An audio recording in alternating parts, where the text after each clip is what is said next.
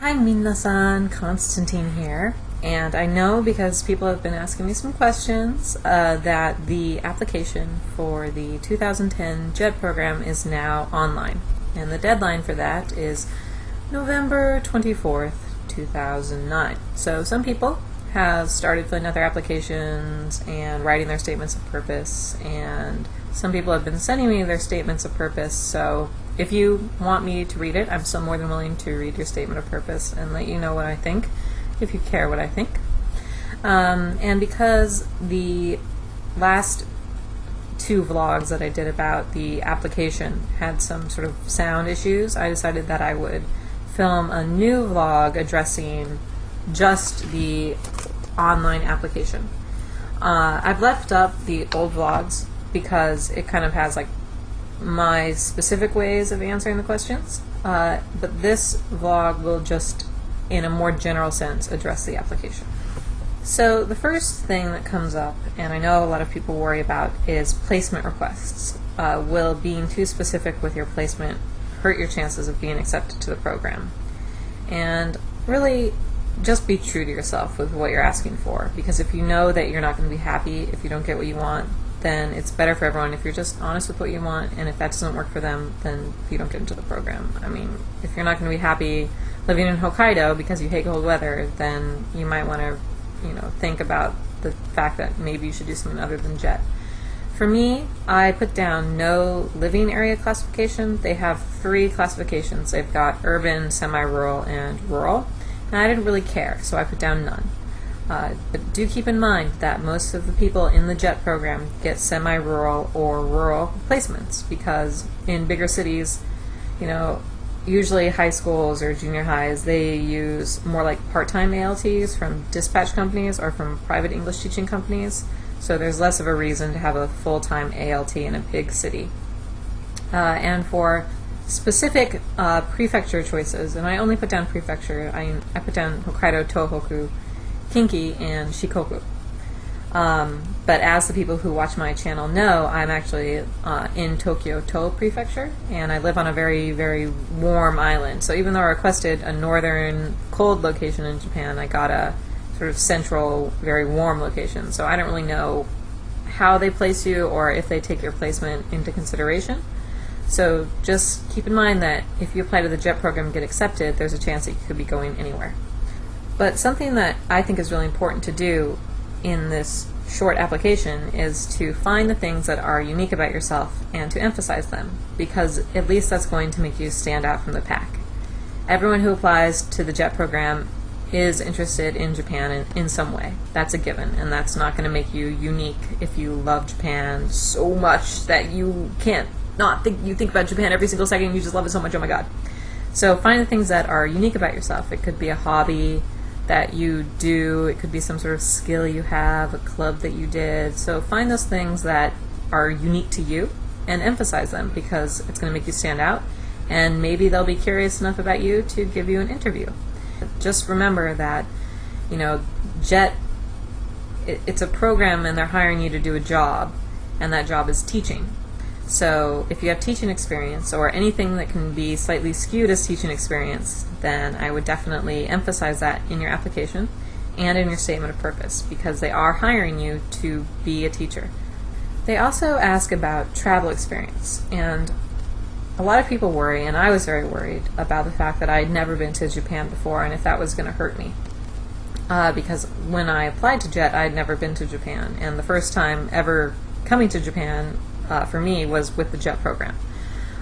So I don't think it's a negative if you've never been to Japan. What they're asking with wanting to know about your travel experience and if you've ever been to Japan is if you're the sort of person who can handle being in a new culture, in a new country where you might not speak the language, and dealing with new challenging situations.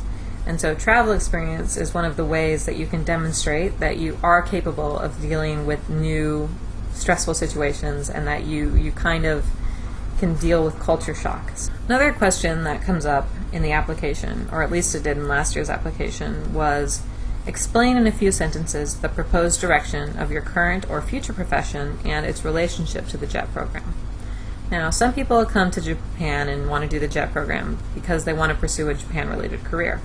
And other people want to do the JET program because they're just interested in Japan and would like to live there for a year or two.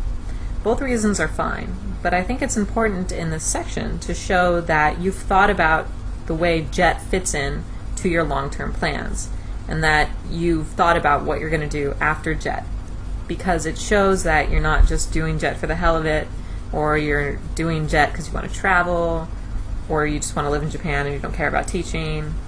So I think it's important to show that you've really thought about JET and you really think it's going to be helpful in your long-term plans. Japanese skills, or Japanese level. You know, JET hires people who speak excellent Japanese, and JET hires people who don't speak any Japanese. It really depends. I do know that JET wants people who will speak English in the classroom because you're supposed to be an English teacher. So don't sweat too much if you don't have perfect Japanese. If you put down that you've got intermediate Japanese abilities, then they're probably going to ask you some Japanese questions in the interview. This is just to see what your level is, because different schools request different things. Some schools might request someone who speaks Japanese. Some schools might request someone who speaks no Japanese. They also ask you to list, honors awards or scholarships or your extracurricular activities or volunteer activities. And then, this is just a section where you can promote yourself, talk about your achievements, or talk about your hobbies. Really, I think what JET wants is they want to hire people who are friendly, capable of interacting with new people, and are willing to try new things. And if you've got experiences in volunteer activities or extracurricular activities that demonstrate this would be a good place to mention them. And just a brief note about the medical self-assessment form in this application. I wouldn't withhold anything, because if you don't tell them about it in the application and it pops up later, like during your physical or in your background check, then they're not going to be very happy with you. And even if you've received a tentative acceptance, they can still take that away. So just be open and honest about, your medical history in this application. Personally, when I was a junior in college, I was prescribed antidepressants. And some of you might know that in Japan, depression, it's just not viewed very well. Japan has a different culture than America. In America, we're all about therapy and antidepressants and seeing psychiatrists and talking about our feelings. But in Japan, that's not as accepted. Gradually, I think it's becoming more accepted, but it's still really not something that people would openly admit. And, when the people who are looking at the application see someone with a history of depression, they're going to ask themselves, how well will this person react to culture shock? Or how well will this person react to, sort of difficult, stressful new situations? So as long as you can demonstrate that even though you have a history with depression or some other mental illness, that you can still handle new situations and you're still flexible enough to be happy even if you're facing challenges every day, then they're not going to have a reason not to hire you. Because really they just want people who can deal with the stresses of living in a very, very different culture. So that's my brief little take on the application. If you have more specific questions that you want to ask me, feel free to send me a personal message. I'll answer it. Again, statements of purpose, I'll look them over. And just, one last time, I really think that, the application's good for getting over the general information about yourself, your education and your grades and your work experience. That's all fine. But the two most important things, I think, are your statement of purpose, which demonstrates, your command of the English language and your writing skills, but also what you have to say about yourself, what you think is interesting about yourself, and what sort of person you are. And the second most important thing is letters of recommendation, what other people have to say about you. Are you friendly? Do you work hard? Are you open-minded? Are you a fun person? Those sorts of things. So I would say, fill out the application and do it well, and have really good, English and grammar throughout it, but really fine-tune your statement of purpose and really make sure that you've got some good people writing your letters of recommendation, because I think those are going to be very helpful in getting you an interview.